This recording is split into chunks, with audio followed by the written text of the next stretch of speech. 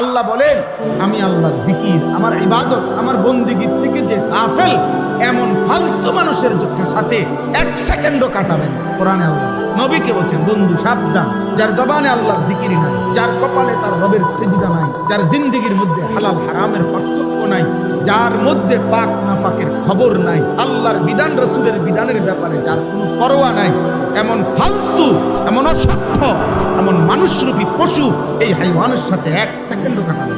ও মানুষরূপের জানো, যার জীবনে হাজার হাজার ঘন্টা চলে গেছে, আল্লাহ কি সিজদা কি কিচ্ছু, 365 দিনে 1 বছর পার হয়ে গেছে, কোনোদিন বলতে পারবে না নাফরমান 5 ওয়াক্ত নামাজ। এত বড় নিকৃষ্ট মানুষের, এত বড় জঘন্য হাইওয়ান, এত বড় নিকৃষ্ট পশু, জন্তু জানোয়ার খায় আর পেশাব পায়খানা করে, হাইওয়ানের মতো একদিকে খায় আরেকদিকে নিতে, আরেকদিকে বাথরুম, আর লজ্জাস্থানের চাহিদা করে, কখনো আপন বউ দেখে, কখনো নষ্ট থাকে, তখন দিনা করে, কখনো নিজের ভিডিও দেখে বউ, কখনো মোবাইলে টেলিভিশনের নষ্ট করে, ঈদ হালাল করে আমার দরকার চাহিদা। এটা মানুষের স্বভাব, কথা বলেন না কেন? মুসলমানের আখলাক এটা সুস্থ মানুষের আখলাক, বলে না? এই জন্য বললাম, কিশোর ছেলে, জওয়ান ছেলে, বয়স্ক বাবা, পর্দার আড়ালের মা বোন, আমি আপনি হুজুর, আপনি আপনাদেরকেও বলছি, আমরা সবাই জন্য, বক্তা শ্রোতা সবার জন্যই শুনি, ইমাম মুয়াজ্জিন মুসল্লি সবার জন্যই শুনি, নবী এবং নবীর অনুসারী সবার জন্যই শুনি। রাসূলুল্লাহ সাল্লাল্লাহু আলাইহি ওয়াসাল্লাম আল্লাহর বিধান পালন করতেন কিনা? কথা বলেন। অন্যদেরকে বলতেন কিনা? তাইলে নবী উম্মত উভয়ের জন্যই, ইমাম মুসল্লি সবার জন্যই কি বিধান, বক্তা শ্রোতা সবার জন্যই।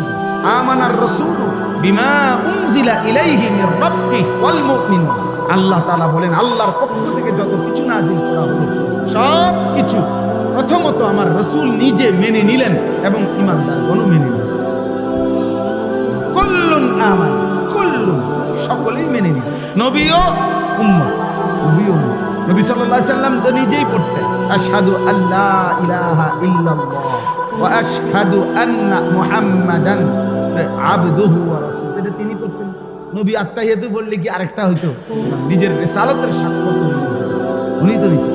এজন্য আমাদের প্রত্যেকের জন্য গাফেল না হয়, গাফলত আপনাদের এই এক ব্যাধি, আমাদের এই অসংখ্য মুসলিম ছেলে পেলে, বয়স্ক বাবা, রাত হইতেছে, দিন আসতেছে, দিন যায়, রাত আসে, এক রকম, এক তাল, এক সুর, এক জীবন, সমান তালে নিয়ম মাফিক বিড়ি খাইতেছে, নিয়ম মাফিক গালিগালাজ করতেছে, একদম প্রতিদিন 19 বছর বয়স বাড়ে, হায়াত কমে, কিন্তু জীবনের পরিবর্তন। এমন দুর্ভাগ্য হইল কেন? এমন বদনসিব হইল কেন? বছর যায়, সপ্তাহ যায়, মাস যায়, অথচ কথা তো ছিল একজন ইমানদারের জীবন প্রতিদিন আখিরাতের দিকে বাড়বে, দুনিয়ার থেকে কমবে, দুনিয়ার লোক কমবে, আখিরাতের আগ্রহ। কথা তো ছিল প্রতিদিন ভালো করবে, একজন ভালো ছাত্র মানে তো হলো প্রতিদিন তার পড়ালেখার গতি আগের থেকে ভালো। তাহলে যার জীবন জান্নাতের দিকে, যে আখিরাতের যাত্রী, গন্তব্য যার হাসরের মাঠ, গন্তব্য যার ফুলসেরাত, যাকে 30,000 বছরের ফুলসেরাত পার হইতে হবে একা, যাকে 50,000 বছরের হাসরের ময়দানে দাঁড়াইতে হবে খোদার কসম একা, যাকে 1000 বছরের, 100 বছরের কবরে পড়ে থাকতে হবে একা, তার জন্য তো এত খামখেয়ালি, এত গাফলতি মানায় না। আপনারা বলেন, আপনাদের প্রত্যেকের, আমার আপনার নিজেদের একজন পূর্বপুরুষের কথা চিন্তা করেন তো, উনি মাটিতে ছিলেন কতদিন, উপরে কবরে আছেন আজকে একটা হিসাব বাই করেন। আমার দাদার বাপ কোন, মনে করেন আমার দাদার আব্বা, তাহলে আমার দাদার বাপ বা আমার দাদার দাদা, তো উনার ব্যাপারটা কল্পনা করেন শুধু, যে আমার আপনার দাদার দাদা, তো দাদার দাদা মাটিতে ছিলেন 60 বছর, মাটিতে ছিলেন 70 বছর মাটির উপরে, মাটির নিচে আছে।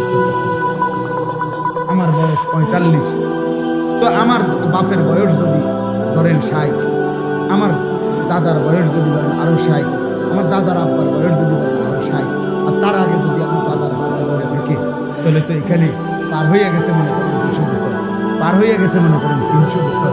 তাইলে মনে করেন আমাদের এক একজনের পূর্বপুরুষ যিনি মাটিতে ছিলেন হয়তো 60 বছর, কবরে আছে 300 বছর, তাহলে যদি কবরের আযাব চলে, তো কবরের আযাব আছে কতদিন?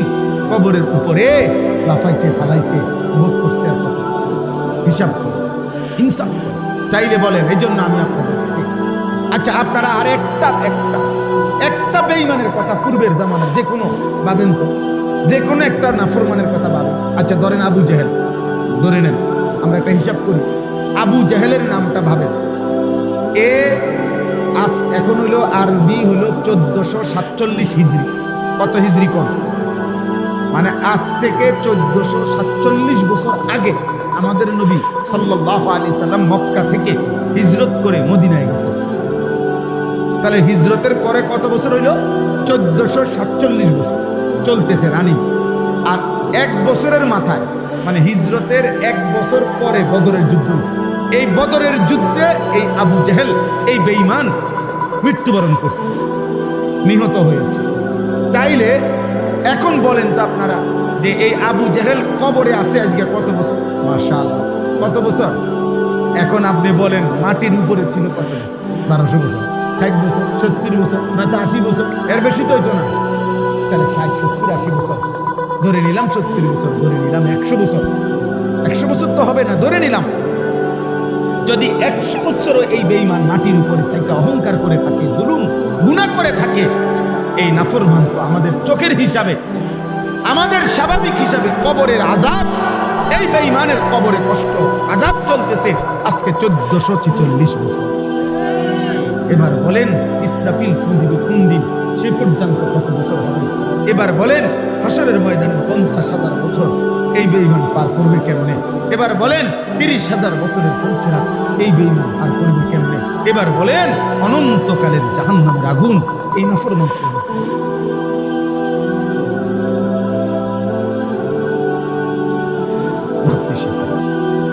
ভাবতে শিখুন।